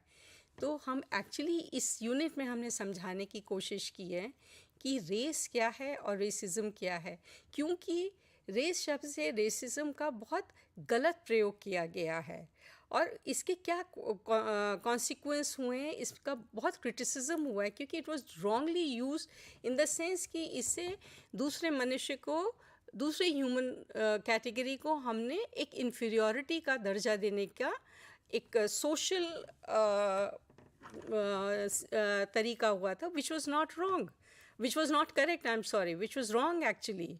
तो ये बताया गया कि इट इज़ रॉन्ग, और इसी के लिए वजह से यूनेस्को ने स्टेटमेंट ऑफ रेस किया और उसको बाद में अमेरिकन एंथ्रोपोलॉजिकल एसोसिएशन ने भी रेस के बारे में स्टेटमेंट दिया और बताया कि all humans are same and it is only the physical characteristic which make them different, which makes them has a variation. It's not for any other reason.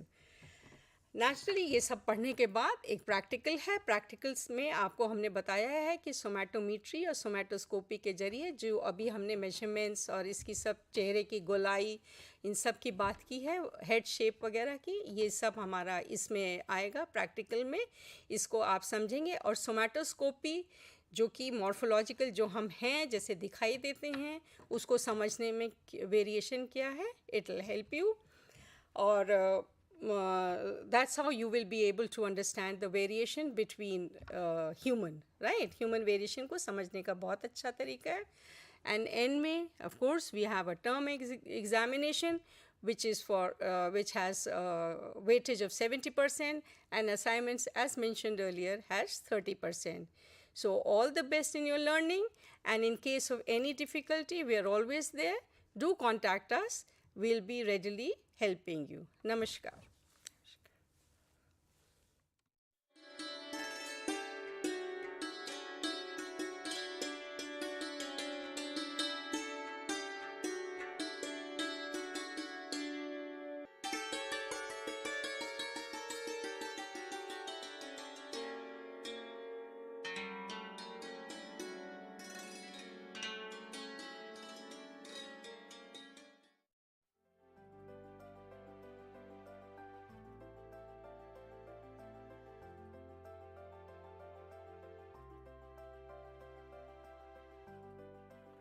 We wear clothes on a daily basis. But have we ever wondered, where do our clothes come from? Who makes our clothing? And who are the people and the process responsible for the whole manufacturing of our clothing?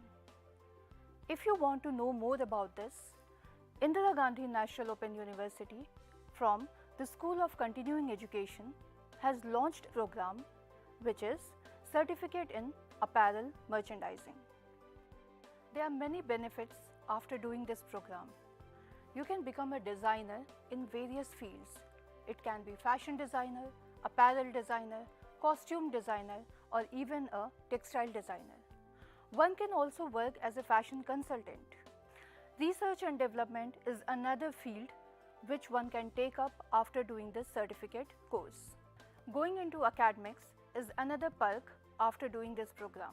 Getting into fashion houses or fashion studios as an intern is also a very good option post doing the certificate in apparel merchandising.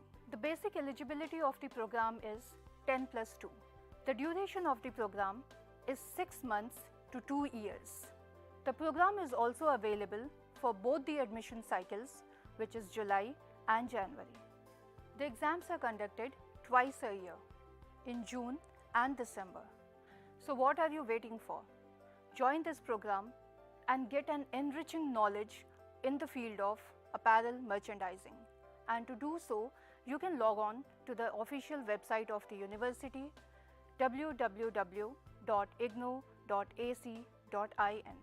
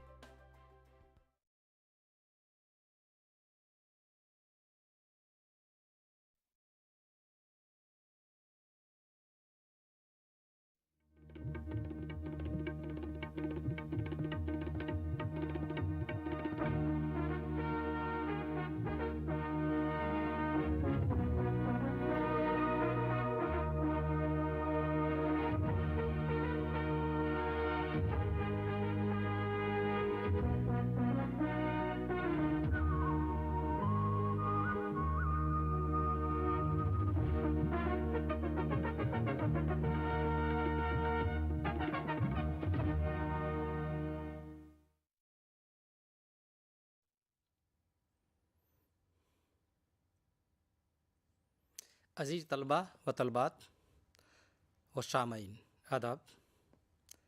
आज उर्दू में अफ़सानवी अदब इस मौजू पर मुख्तसरन गुफ्तगू की जाएगी। पहले ये वाज़ेह कर देना ज़रूरी समझता हूँ कि अदब में दो असनाफ़ होती है, जैसे एक नस्र और एक शायरी। अब इन दोनों असनाफ़ में, शायरी और नस्र में, इनमें मुख्तलिफ़ असनाफ़ अलग अलग होती हैं, लेकिन ये ख़ास तौर से दो असनाफ़ नस्र और शायरी। यहाँ आज नस्र की भी अफ़सानवी जो अदब है, यानी कि नस्र में जो अफ़साने या ड्रामा, नावल वगैरह लिखे गए, यानी कि जिनको हम अफ़सानवी अदब के नाम से जानते हैं, इस पर गुफ्तगू करेंगे। चूँकि किसी भी ज़बान को फ़रोग़ पाने में हज़ारों साल लग जाते हैं। पहले रस्मुल ख़त, उससे क़ब्ल बोली क़वायद की शक्ल में आती है, तो ज़बान की शक्ल इख्तियार कर लेती है, और फिर उसमें तहरीरी शक्ल वो इख्तियार कर लेती है। दुनिया में बेशतर ज़बानें, हर ज़बान में पहले शायरी वजूद में आती है, उसके बाद नस्र। ये सिर्फ़ उर्दू का ही के साथ ही ऐसा नहीं है, दीगर ज़बानों में, हिंदुस्तान ही नहीं, हिंदुस्तान के बाहर भी जितनी ज़बानें हैं, उन सब में पहले शायरी वजूद में आई और उसके बाद नस्र, क्योंकि हिंदुस्तान मुख्तलिफ़ रियासतों में बटा है, मुख्तलिफ़ ज़बानें बोली जाती हैं। जब इंसान गिरोह में, जंगलों में, गार में रहता था, मारा मारा, फिर जब यानी कि हम यूँ कह सकते हैं कि जब इंसान को सिर्फ चारे और पानी यानी कि खाने की और पीने की ही फिक्र रहती थी, उस वक्त से इंसान अपना फुर्सत के लम्हात गुजारने के लिए, यानी कि हम यूँ कह सकते हैं कि फुर्सत के लम्हों में कुछ ना कुछ ऐसे गुनगुनाता रहा होगा, कुछ पत्थरों की आवाज़ों से, जानवरों की खालों से कुछ ऐसे आलात बनाए होंगे जिनको हम मौसीकी के आलात कहते हैं। तो अब चूँकि हर ज़बान में, हर ज़बान का अपना एक कल्चर होता है, उसका रस्म व रिवाज होते हैं, जिनको हम कहीं कहीं लोकगीत भी कहते हैं कि लोकगीत गुनगुनाते हैं। जबकि अब आने वाले यानी कि पिछले कुछ बरसों में तो उसको अदब में शुमार भी किया जाने लगा, और कहीं ऐसे आज भी ऐसे गीत हैं जो मीराबाई के, जो बिल्कुल गांव देहात में ख़वातीन उसको खुशी के मौके पर गाती है। तो मेरा कहने का मतलब यह है कि अदब में जब शायरी वजूद में पहले आने की जो वजूहत है, यही है कि इंसान ने शुरू में गुनगुनाया, मौसीकी के साथ गुनगुनाया, अपने अलग अलग रस्म व रिवाज में, जैसे आज भी गीत गाए जाते हैं और ढोल बाजे वगैरह वगैरह। लेकिन वो ज़माना यानी कि ज़माना क़दीम में जब इंसान गुफ्तगू भी शायराना अंदाज में किया करता था, यानी कि जैसे कोई बात करता है तो जैसे रदीफ और काफ़िये की पैमाई करके ऐसे लगे कि बिल्कुल ये उस अंदाज में बात कर रहा है जैसे कोई शेर पढ़ रहा हो। अब चूँकि जो बाशऊर इंसान थे, तालीमी याफ्ता अफराद थे, उनको तो इसमें कोई दुश्वारी नहीं रही, लेकिन जो अनपढ़ थे, गैर तालीमी याफ्ता थे, उनको इस तरह की गुफ्तगू में बड़ी दुश्वारियाँ पैदा हुई होगी। और कुछ हमारे अदीबों ने इस बात को सोचा होगा कि जो गैर तालीमी याफ्ता है उनकी यानी कि जो वो बोली की शक्ल में थे, उसी को हम एक नस्र की शक्ल में, यानी कि जो बोल रहा है इंसान उसी को तहरीर कर दिया जाए। ये नस्र का आगाज़ होता है। नस्र का आगाज़ चूँकि शुमाली हिंद में होता है, और शुमाली हिंद में इसको हुक्मरां नवाबीन की सरपरस्ती कम हासिल रही बमुकाबिल दक्कन के। दक्कन में जो नवाबीन थे, वहाँ के बादशाह थे, उन्होंने उर्दू को अपनाया, उर्दू की सरपरस्ती की। इसलिए उर्दू की पहली जो नसरी किताब है यानी सबरस, वो दक्कन में ही मंजर आम पर आती है। ये 1635 में इसके मुसन्निफ यानी कि ये दास्तान की शक्ल में है, यानी कि नसरी दास्तान। इसके मुसन्निफ मुल्ला वजही है, क्योंकि इसको लिखने की भी एक वजह रही कि उस वक्त नवाबीन के दरबारों में या बादशाहों के दरबारों में कुछ दास्तानें लिखी गई, वो उनकी फरमाइश पर लिखी गई। यानी कि जो मुसन्निफ होते थे, दास्तान लिखने वाले, वो इनाम व इकराम की गर्ज से दास्तानें लिखते थे ताकि उनको दरबार से कुछ इनाम मिल सके और उससे उनका अखराजात चल सके। अब चूँकि ये पहली नसरी दास्तान है सबरस, इससे कबल भी हमारे यहाँ दास्तानें लिखी गई, लेकिन वो शायराना अंदाज में मिलती हैं। जैसे हमारे यहाँ 1460 में कदम राव पदम राव एक दास्तान है, वो भी दक्कन में ही लिखी गई। चूँकि मामला फिर वही आकर फंस जाता है, यानी कि अटक जाता है कि जो गुफ्तगू यानी कि जो शायराना अंदाज में गुफ्तगू करते थे, वो एक शायरी के अंदाज में लिखी गई दास्तान को कैसे पढ़ पाएंगे। इसी को मद्देनज़र रखते हुए मुल्ला वजही ने कुली कुतुब शाह की फरमाइश पर ये दास्तान लिखी सबरस।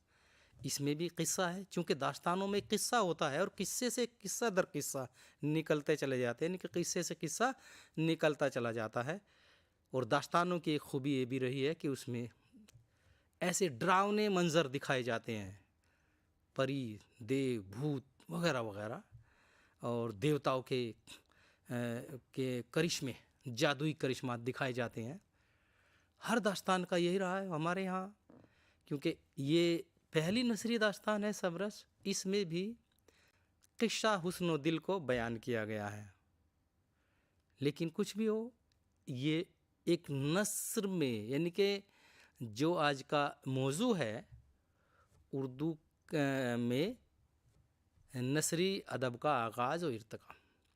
अब ये देखिए, इसमें ये बात बिल्कुल साफ़ हो जाती है कि नस्र शायरी के मुकाबले बाद में फ़रोग पाती हैं, और सबरस एक नमूना है, आगाज़ है, शुरुआत है। लिहाजा इसकी नस्र भी कुछ उसी अंदाज, यानी कि मुसज्जा और मुकफ़ा, यानी कि शायराना अंदाज की मिलती जुलती है, लेकिन बिल्कुल शायराना अंदाज नहीं। ये एक पहला नमूना था। इसके बाद हमारे यहाँ 1754 में, यानी कि 1754 में किस्सा महरोज व फरोज व दिलबर, ये किसी एक नसरी, ये भी दास्तान है। और इसमें, इस दास्तान में भी वही एक कहानी है, और जैसे बादशाह, उस वक्त के बादशाह और शहज़ादे, शहज़ादिया, वज़ीरज़ादी, इन सब को इसमें इन दास्तानों में पेश किया गया है। लेकिन उस वक्त शुमाली हिंद में एक भी दास्तान नहीं लिखी गई। शुमाली हिंद में 1774 में ये दास्तान एक, यानी कि नोतर्ज़े मुरस्सा के नाम से एक दास्तान लिखी गई। ये भी नसरी तो है, लेकिन फ़ारसी आमेज़ है। इसमें फ़ारसी का गलबा ज़्यादा है, फ़ारसी अल्फाज का इस्तेमाल ज़्यादा है, चूँकि उस वक्त इस मुल्क की, यानी हिंदुस्तान की सरकारी ज़बान फ़ारसी हुआ करती थी।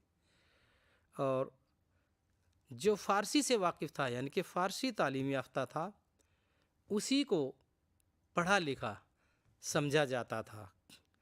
इसीलिए उस दौर के दास्तान निगारों ने, उदबा ने ज़्यादातर अपनी तख्लीक़ात जो है वो फ़ारसी आमेज़ रही है। चूँकि जब नुतर्ज़े मुरस्सा मंज़र आम पर आई, और इसके पीछे भी एक किस्सा है। इस दास्तान के दास्तान गो, यानी कि दास्तान निगार, पटना से कलकत्ता कश्ती से जा रहे थे, यानी कि बोट में बैठकर जा रहे थे। और चूँकि इस दास्तान में किस्सा है, किस्सा 4 दरवेश, 4 फ़कीरों का किस्सा है। ये एक अंग्रेज़ की फरमाइश पर उसके तीमारदार, यानी कि जो उसके साथ था, उसका मुलाजिम था, उसके मातहत उसने उसको रास्ते में, यानी कि वक्त गुजारी के लिए सुनाई थी।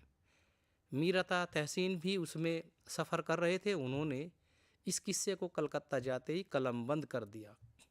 लेकिन इसमें चूँकि मीरता तहसीन फ़ारसी के अदीब थे, उन्होंने फ़ारसी आमेज इसको लिखा, और बात अगर वही आ जाती है कि कुएं से निकालकर गड्ढे में डाल देना, मतलब दास्तान नस्र में तो लिखी गई, लेकिन फ़ारसी आमेज रही, आवाम से दूर रही, आवाम को समझने में उसे दुश्वारियाँ पेश आई।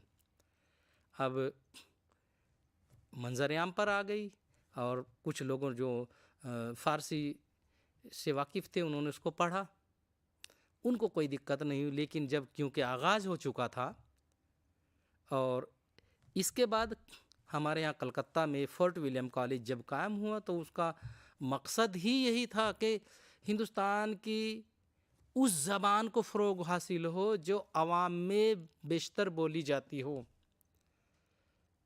अब अंग्रेज़ों ने इस बात को महसूस किया कि हिंदुस्तानी से मुराद यहाँ दोनों ज़बानें हैं, उर्दू और हिंदी। चूँकि इसमें सिर्फ रस्मुल ख़त का फ़र्क है, और कई अदीबों ने, हिंदुस्तानी अदीब भी नहीं, बाहर के मालिक गैर के उदबा ने भी इस बात पर बाज़ाब्ता तहक़ीक़ की है और इस नतीजे पर पहुँचते हैं कि दुनिया की सबसे करीबी ज़बानें अगर कोई है तो वो उर्दू और हिंदी है, जिनमें सिर्फ तहरीर का फ़र्क है। हमारे बड़े अदीब मुहक्किक गुज़रे हैं, प्रोफेसर ज्ञानचंद जैन जो उर्दू के प्रोफेसर थे, उनकी किताब एक भाषा दो लिखावट, इसमें साफ उन्होंने खुलासा किया है कि ये ज़बानें बहुत करीबी ज़बानें हैं। अब चूँकि बात दास्तानों की चल रही है तो दास्तान में इस यानी कि ये दास्तान जो अंग्रेज़ों ने इस बात को महसूस किया कि हिंदुस्तान में बड़े पैमाने पर हिंदुस्तानी बोली जाती है, यानी कि वो उर्दू और हिंदी अलग अलग नाम नहीं हुए थे, लेकिन को हिंदुस्तानी के नाम से जानते थे, हिंदुस्तानी के नाम से वो इसको कह के पुकारते थे। फोर्ट विलियम कॉलेज में बहुत कई दास्तानें लिखी गई और कई मजहबी किस्से भी लिखे गए, जैसे सुख सागर, प्रेम सागर और दास्तान बागो बहार, क्योंकि ये उर्दू की वो पहली दास्तान है जो बिल्कुल सादा सलीस अंदाज में और सादा सलीस अल्फाज में लिखी गई है। इस दास्तान के दास्तान निगार मीर अम्मान देहलवी है, देहलवी उनका तखल्लुस है। वैसे तो वो शायरी भी करते थे, लेकिन चूँकि उन्होंने एक पहली सादा सलीस अल्फाज में देहलवी ज़बान में, यानी कि जो आवाम की ज़बान, हम यूँ कह सकते हैं कि आवाम की ज़बान में उसने ये तर्जुमा किया, इसको आज़ाद तर्जुमा कहते हैं, कि इसने किस्सा चार दरवेश का फ़ारसी से आसान उर्दू में इसका तर्जुमा किया और ये बहुत मकबूल हुई। आज भी इसकी मकबूलियत में ज़रा भी कमी नहीं आई। उसके बाद यहाँ पे हमारे मुल्क में ही मतलब 1801 में आराइश महफिल के नाम से एक दास्तान लिखी गई और 1802 में लखनऊ में सैयद इंशाअल्लाह खां इंसान ने रानी केतकी की कहानी, 1824 में फसाना अजायब रजब अली बेग सरूर ने।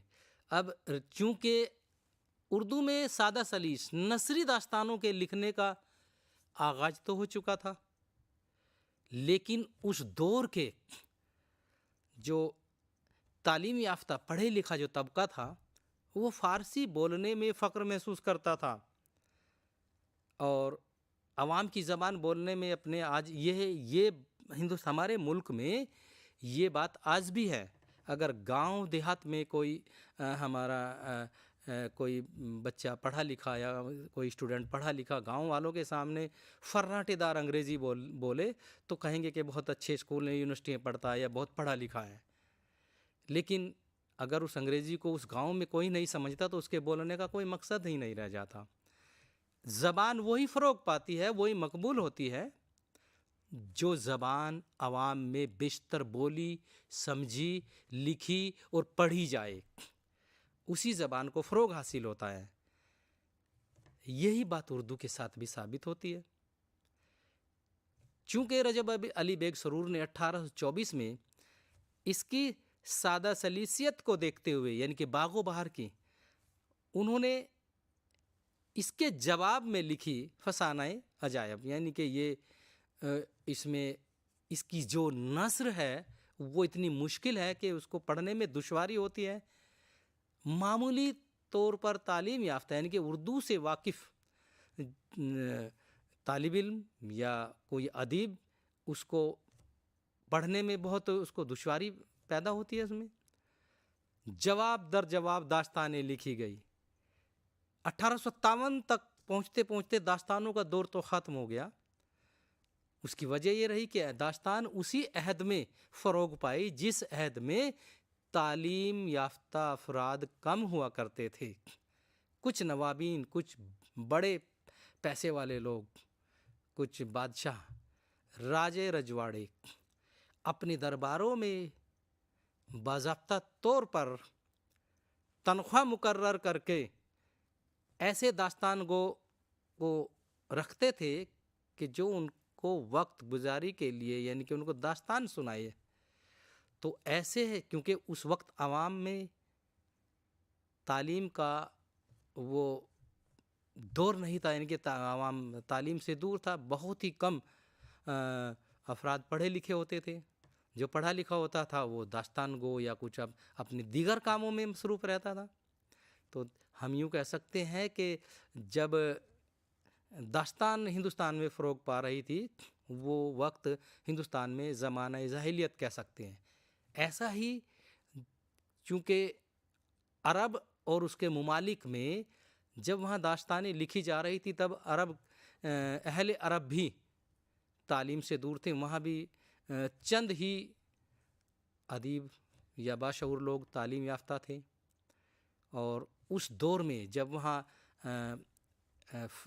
अरब में एक दास्तान लिखी गई जिसको अरेबियन नाइट्स कहते हैं, वो 1000 रातों के नाम से अरबी में बहुत फेमस हुई, बहुत मशहूर हुई। वहीं से देखा देखी हमारे यहाँ भी दास्तानें लिखने का दौर शुरू होता है और 1857 तक आते आते मंदम पड़ जाता है, धीमा पड़ जाता है। वजह ये रही 1857 में हिंदुस्तानियों ने जिनके दिलों में मोहब्बे वतन का जज्बा था, उन्होंने पहली मर्तबा अंग्रेज़ हुकूमत के ख़िलाफ़ बड़े पैमाने पर जिसको हम उर्दू में पहली जंग आज़ादी कहते हैं उसका आगाज़ किया और नाकाम भी रहे। लेकिन नाकामी ने अदब को फ़रोग़ दिया। वो नाकामी, पहली नाकामी ने हमारे लिए कई रास्ते खोल दिए, सोचने पर मजबूर कर दिया। हमारे सियासी समाजी जो हमारे बाशऊरीन उदबा थे उनको सोचने पर मजबूर कर दिया कि आखिर इनकी वजूहत क्या रही कि हम नाकाम रहे। अदब में भी यू टर्न आ गया, यानी कि चेंजिंग आ गई, ज़िंदगी के हर शोबे में चेंजिंग आ गई। और अदब में दास्तान के बाद नावल का आगाज़ होता है। नावल जैसे दास्तान में किस्सा दर किस्सा, किस्से से किस्सा निकलता रहता है, ऐसा नावल में नहीं है। नावल किसी भी बड़ी शख्सियत या किसी भी अफराद, वो इसमें बड़ी शख्सियत का होना ज़रूरी नहीं है, मुकम्मल ज़िंदगी की अक्कासी करता है। और नावल के मुकाबले नया था क्योंकि ये इतालवी लफ्ज़ नावेला से बना है, इसके माने होता है नया। तो दास्तान के मुकाबले ये नई चीज़ थी, इसको नावल, हिंदी में इसको उपन्यास कहते हैं। अब आगाज़ होता है उर्दू में नावल का और डिप्टी नज़ीर अहमद ने अपने बच्चों, यानी कि दिल्ली में थे रहने वाले डिप्टी नज़ीर अहमद बिजनौर के थे, दिल्ली में तालीम हासिल करने की गर्ज से आए थे और उनकी शादी दिल्ली में हो गई। तो दिल्ली उन्होंने अपना क़याम किया दिल्ली में ही। और यहाँ जब वो उनके छोटे छोटे बच्चे थे तो बच्चों के निसाब के लिए, बच्चों के अपनी तालीम देने के लिए ख़ुद निसाब तैयार कर रहे थे। और उनके इस निसाब देने के मतलब चक्कर में उन्होंने नावल ही लिख दिया। पहला नावल उन्होंने मिरातुल उरूस लिखा और ऐसे ही उन्होंने 6 नावल लिखे। यानी कि हम यूँ कह सकते हैं जैसे उर्दू गज़ल के बाबा आदम वली दखनी कहलाते हैं, ऐसे ही उर्दू नावल के बाबा आदम डिप्टी नज़ीर अहमद है। डिप्टी नज़ीर अहमद की कलम से उर्दू का पहला नावल निकलता है, शाये होता है और ये सिलसिला उर्दू में चल पड़ा। यानी कि जैसे जिस मौज़ूई है कि जिस पे उर्दू अदब में नसरी अदब का आगाज़। तो ऐसे डिप्टी नज़ीर अहमद के बाद में कई, जैसे रतन रात सरसार का जो एक नावल है फसाना-ए आज़ाद, ये इन्होंने किश्तवार, लखनऊ के एक अखबार में ये किश्तवार छपा करता था और बाद में यकजा करके इसको नावल की शक्ल में इन्होंने शाये किया।